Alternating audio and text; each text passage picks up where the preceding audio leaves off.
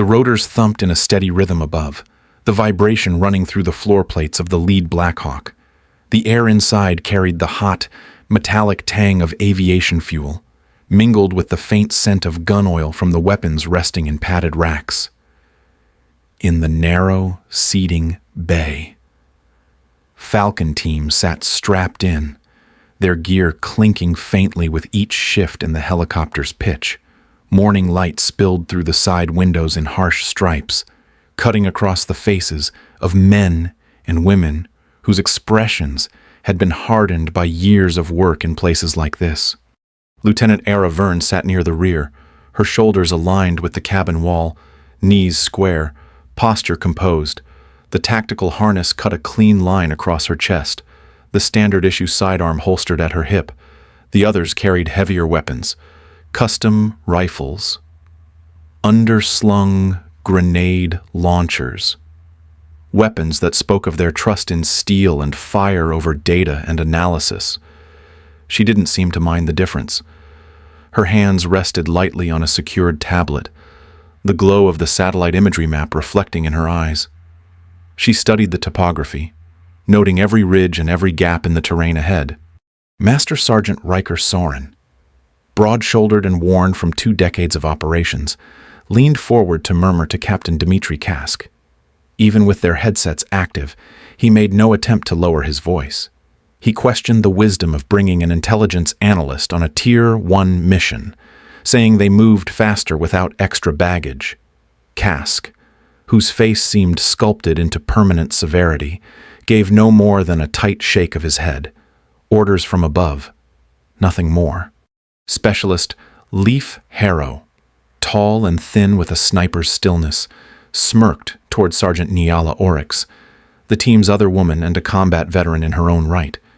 He bet she would freeze the moment rounds started flying.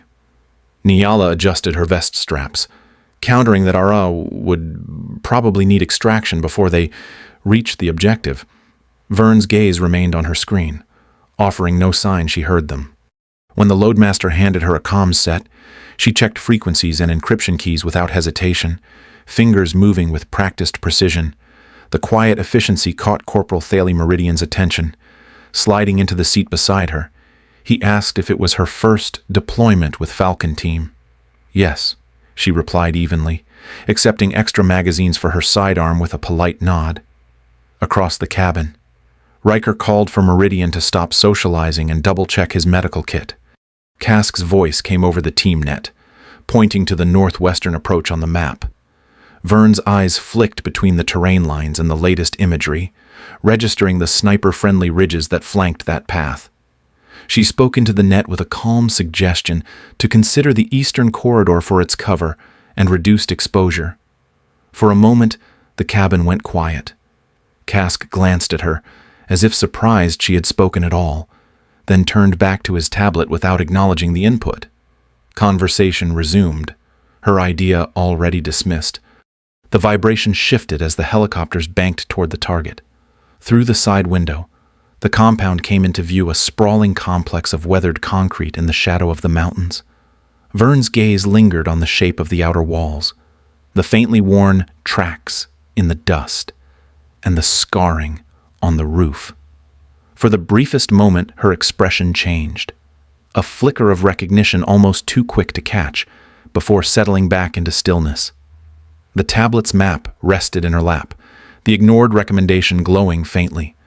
She sat without complaint, but her eyes moved constantly, taking in every detail others seemed content to overlook. Underestimation had its uses. In her experience, it was often the best camouflage a dangerous asset could have. The compound rose from the rocky valley like a block of forgotten industry, its concrete walls bleached by years of sun and sand. From the air it had seemed lifeless, but on the ground it loomed with a kind of dormant weight.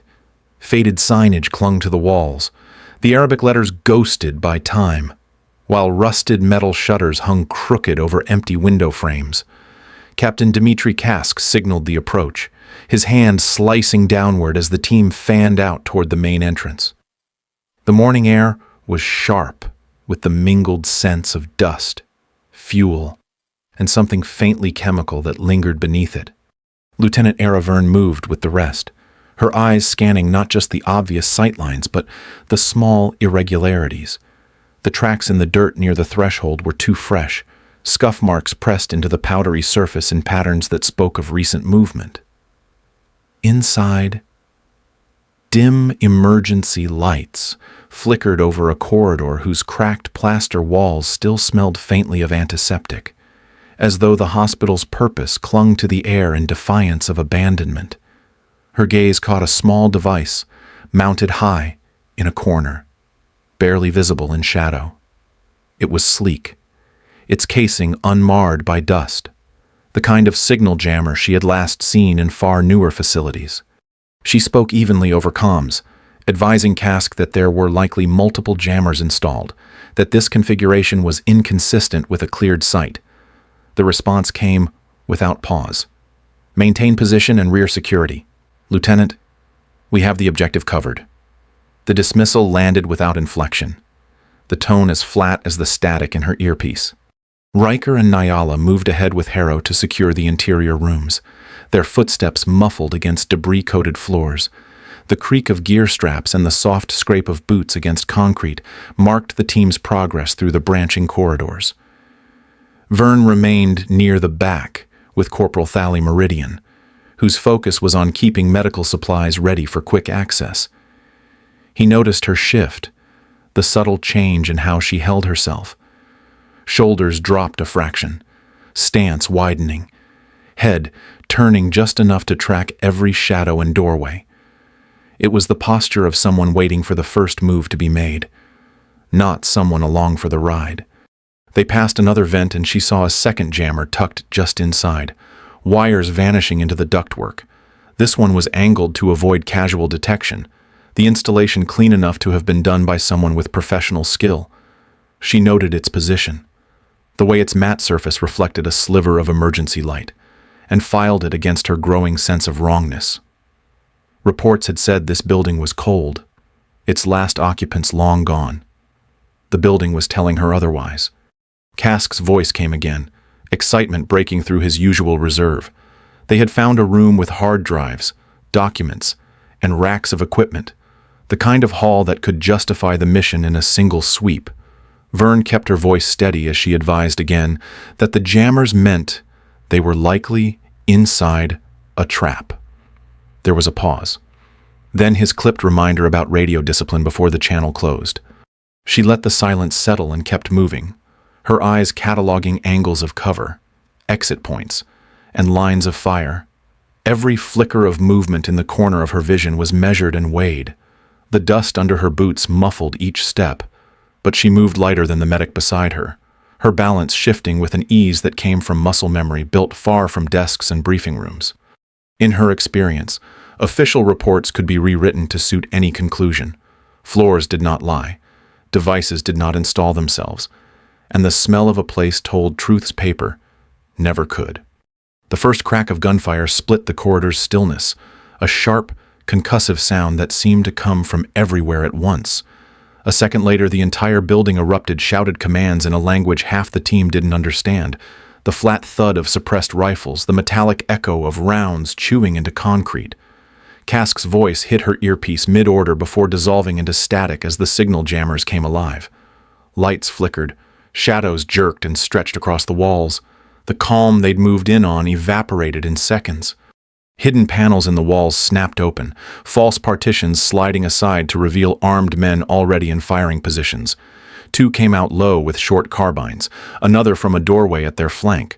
Riker was immediately pinned between intersecting lines of fire, forced to dive behind a shattered reception desk. Harrow, at the far end of the hall, found himself caught in a perfect crossfire, his cover disintegrating with every burst. Nyala staggered as a round caught her thigh, her vest straps twisting as she dropped to one knee. Cask's section was boxed in by a barricade of overturned hospital beds, muzzle flashes flaring from behind them. Ara Vern had been at Thally Meridian's shoulder.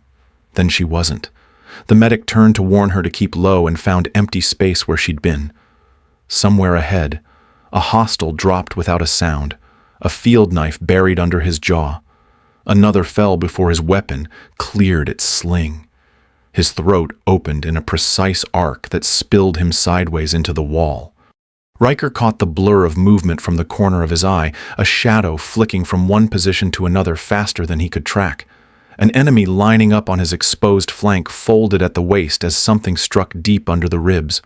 The body pulled down and gone before Riker could even aim. Harrow's eyes went wide as one of his shooters collapsed without firing a final shot, a dark shape flowing past the kill zone and vanishing again. From somewhere in the chaos, a voice rose above the gunfire. In Arabic, the hostile commander shouted, "Find the woman." It was less an order than an alarm, the urgency unmistakable even to those who didn't know the words. Kask risked a glance over his barricade in time to see her. She moved low, switching seamlessly between open-hand strikes and blade work, her balance shifting with the precision of someone who understood every joint, every tendon she targeted. She used an enemy's own momentum to slam him into a wall, then stripped his knife and sent it spinning into another man's shoulder before he could fire on Nyala and Thali. Her movements wasted nothing, no flourish, no unnecessary step, just the shortest, most direct path to ending the threat. For the team, catching even a glimpse of her was disorienting. One moment she was nowhere. The next she was exactly where the danger was worst. Harrow muttered under his breath that she was moving faster than recognition, as if his mind couldn't line up what his eyes were seeing. By the time the initial assault broke just enough for the operators to breathe, the field around them had shifted. Hostiles still pressed hard, but their most aggressive shooters were already down, and the woman they had written off hours earlier was somewhere in the smoke and flickering light, hunting the next target with a precision that made even seasoned soldiers forget to fire. The most dangerous force in the building was the one no one had accounted for until now. Nyala was pale and losing blood fast. Her leg twisted awkwardly beneath her as Thali worked to keep pressure on the wound. The corridor around them was a choking haze of dust and smoke, lit only by the erratic strobe of failing emergency lights. Somewhere in that pulse of shadow and glare, a hostile appeared at the far end, grenade already in hand. His arm drew back to throw, then Aravern was simply there, crossing the open space in a blur that defied the chaos. She hit him low, twisting his grip so the grenade was in her hand as the pin came free. Without pause, she rolled sideways, tossing it toward a flank corridor where 3 more hostiles were advancing. The blast tore through the sidewall, scattering concrete shards and bodies alike. Before the echo faded, she was already lifting Nyala under one arm, jerking her toward a better position with clear sightlines while Thali scrambled after them. Kask glimpsed her only for an instant as she vanished into the haze again. A shot rang out from somewhere above. A sniper's bullet sparked off a railing where Harrow had been crouched seconds before. By the time he swung his weapon toward the source, the sniper was gone. No gunfire, no alarm. Just a hostile rifle clattering to the floor and Ara's shadow melting away down the maintenance stairs. Every time a hostile shifted position, she was there first. She slipped through collapsed doorways, using jagged concrete as cover, repurposing discarded weapons without hesitation. At one point, she emerged from smoke carrying a captured rifle, firing short controlled bursts to pin a squad long enough for Riker to break contact and reposition. Then she was gone again, leaving only the faint smell of cordite where she had been. Her movement was less a sprint from point to point than a constant flow, using corners, debris, and angles to deny her enemies any clean shot. In the tight choke points, she pressed close, breaking bones with quick strikes. In open halls, she used the rifle with surgical precision. In under 2 minutes, 8 bodies were down: snipers, flankers, and 2 squad leaders whose absence fractured the hostile push into disorganized pockets. Those who caught sight of her registered only fragments. Nyala saw the edge of her shoulder disappearing through a doorway, the rifle swinging to cover Harrow's position. Riker saw the briefest flash of her eyes over the muzzle before she vanished again into the stairwell. Kask saw her silhouette framed by firelight from the grenade's aftermath, steady and composed before it faded back into shadow. She spoke to no one, accepted no thanks, and took no moment to confirm the awe on her teammates' faces. Her focus was on shaping the fight itself, closing lines of attack, forcing the enemy into kill zones, and keeping every ally alive by controlling the space they moved in. It wasn't domination of the men trying to kill her. It was mastery over the environment they were forced to fight in. The ruined surgical suite stank of rust and old blood, the air heavy and unmoving beneath the hanging dust. Shafts of pale light pushed weakly through fractured ceiling panels, their beams catching on drifting motes that swirled with each distant concussion from elsewhere in the building. Riker was backed against a collapsed gurney, the cold line of a combat knife pressed against the side of his throat. The hostile commander stood close, his breath damp and sour in the stagnant air. Eyes sharp with the knowledge he had cornered an American alive. Too late. American, the man said in accented English, the blade tilting slightly as his grin deepened. His gaze was fixed on the doorway, expecting rescue that would walk right into his control. The voice came from behind him, precise and steady, the Arabic so flawless it froze him in place. Not American. Not originally. He turned just enough to glimpse her Ara Verne, framed in the dusty light. Her posture loose but coiled, her eyes flat and measuring. She didn't speak again.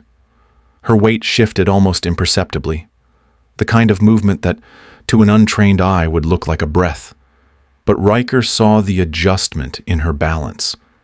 The commander's attention wavered for a fraction of a second. She closed the distance without a sound, her body moving in a tight arc that kept the knife from Riker's neck while controlling the man's weapon arm. Her hand slid under his elbow, levering his balance backward. At the same instant, her other hand cut low across his midsection. Not to wound, but to disrupt his stance. He tried to recover, but she was already inside his guard, her shoulder driving into his chest to force him offline. The knife shifted, and she took it, not by prying, but by redirecting his own grip until the handle rotated into her palm. A heartbeat later, the blade found its mark, a single, precise thrust under the ribcage, angled up. His body stiffened, then sagged, the sound of breath leaving him louder than the strike itself. She eased him down silently, removing the blade without flourish. Riker exhaled, only then realizing he'd been holding his breath. She didn't meet his eyes. Instead, she glanced at her watch, the scratched metal face catching the weak light. "Reinforcements in 3 minutes," she said, her voice as level as if she were giving a weather report. She stepped past the body without another word, scanning the doorways and corners with practiced economy. Her hands moved over her rifle, checking the chamber, eyes already seeking the next angle to secure. The violence of the last seconds had left no mark on her breathing, no change in the calm precision of her movements. It was as if the fight had been an exercise, timed and measured to the second. Riker watched her take position near the entrance, understanding that the battle wasn't over, and she had no intention of lingering in the moment. She wasn't counting kills for glory. She was controlling the field, down to the last second before reinforcements arrived. Timing was everything, and she owned every beat of it. The debriefing room was sealed and airless, the hum of the ventilation system the only sound until boots scuffed against the tile. The faint smell of antiseptic lingered, a reminder of the medic's presence earlier. Falcon team sat scattered around the long table, some leaning forward, others folded back in their chairs, each carrying their own weight of disbelief.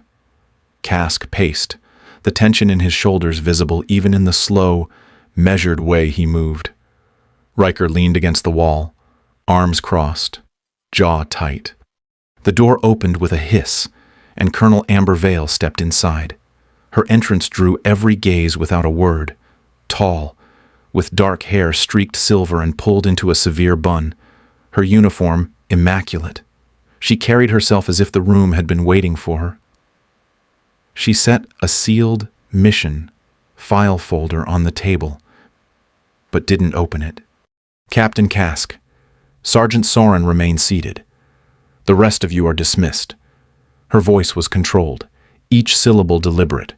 Harrow started to protest, but one look from Vale shut him down. Chairs scraped reluctantly as the others filed out, boots thudding on the hall floor until the sound faded. Cask stopped pacing. "Colonel, my team walked into an ambush in what was supposed to be a cleared compound. I lost 2 operators. I want to know why." Vale took her seat, spine straight. "Your team was not the primary objective of this operation. You were the delivery system." Riker's arms dropped from his chest, for what his voice carried the sharp edge of someone holding back more than anger. Vale's gaze shifted to Ara Verne, still seated apart, posture flawless, hands resting loosely on her knees. "For Lieutenant Verne." Cask's eyes narrowed. "You used us as bait."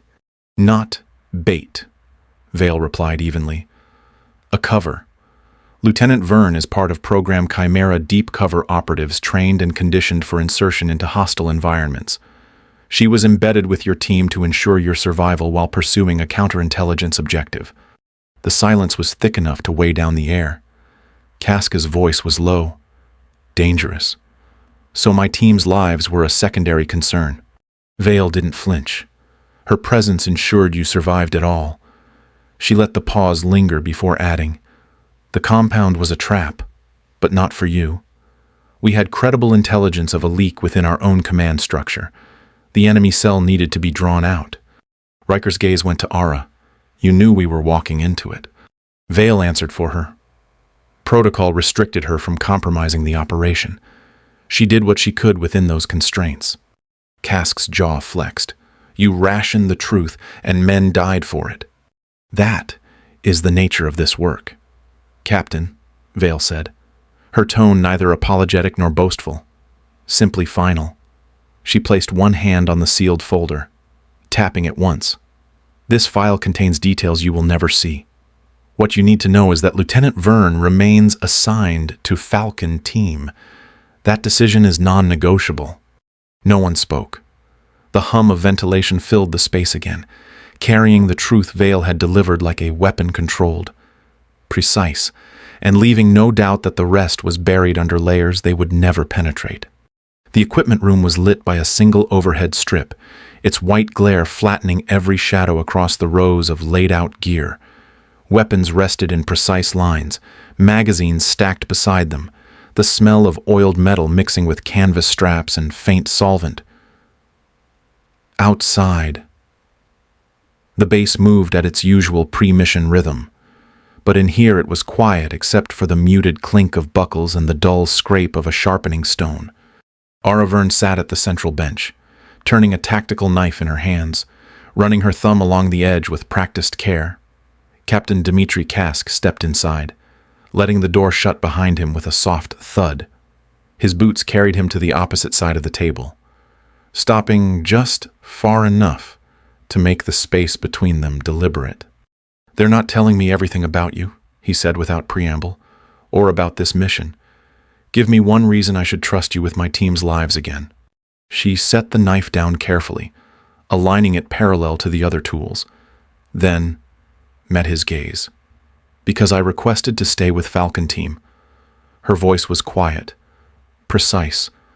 It was the first time in a very long time I was given a choice. Something shifted in Casca's expression. First time. She nodded once. "Program Chimera operatives are not typically consulted on assignments. We're deployed where needed. We're resources." The pause was almost imperceptible, but the weight of the word lingered between them. "You chose us," he said slowly, "knowing we didn't trust you. Might never trust you." The faintest smile touched her mouth so fleeting it might have been imagined.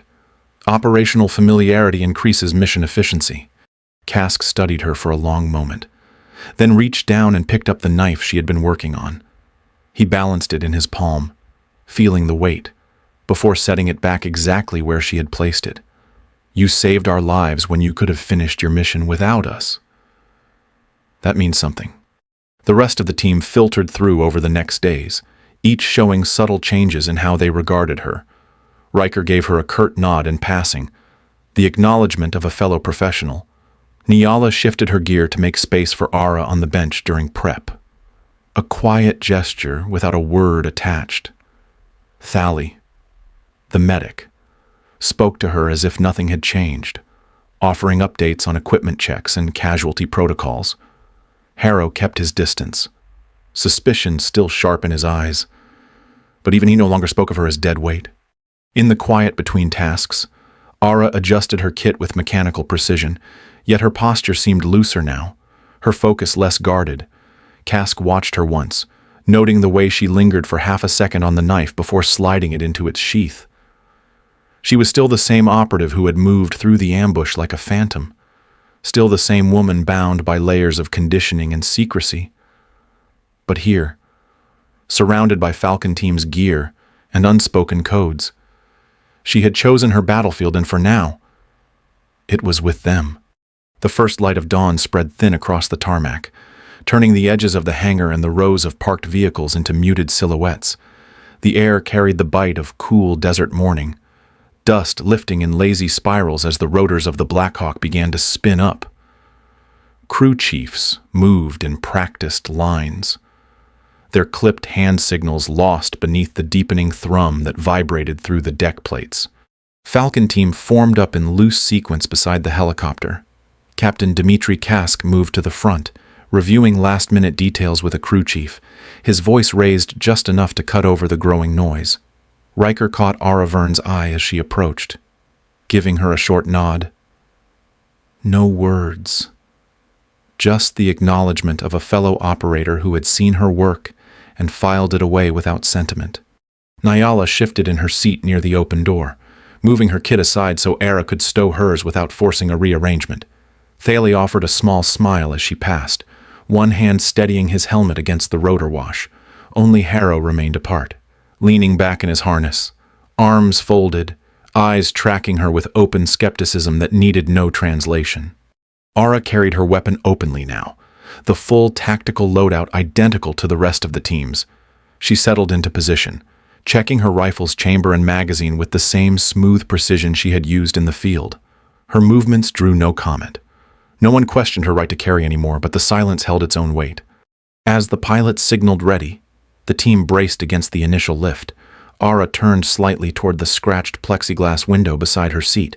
The reflection staring back at her was fractured by years of wear on the surface, splitting her image into thin, misaligned panels. For a heartbeat, it felt like looking at different versions of herself, one, the quiet analyst they had believed her to be, another the ghost who had moved through the kill zone, and somewhere between them, a face that was neither entirely constructed nor entirely free. She held the gaze of those overlapping selves until the vibration deepened and the helicopter's frame shuddered with the climb. The ground dropped away beneath them, the desert stretching out in shifting shades of gold and shadow. Across the cabin, Riker adjusted his harness without looking at her again. Nyala settled into her seat with a slow exhale, and Thali tapped the side of his helmet, checking his comms. Harrow glanced once more in her direction, the same wariness in his eyes, then looked away toward the horizon. Ara's grip on her rifle was steady. The mission ahead was still undefined to her, the destination only a set of coordinates on a briefing slide, but the choice to be here remained her own. The rest, the questions about origin, about purpose, would wait. In the enclosed space of the helicopter, with the team close enough to feel every shift in movement, she carried that choice like another piece of her kit unseen, but essential. Outside, the dawn widened, and the Blackhawk cut forward into it.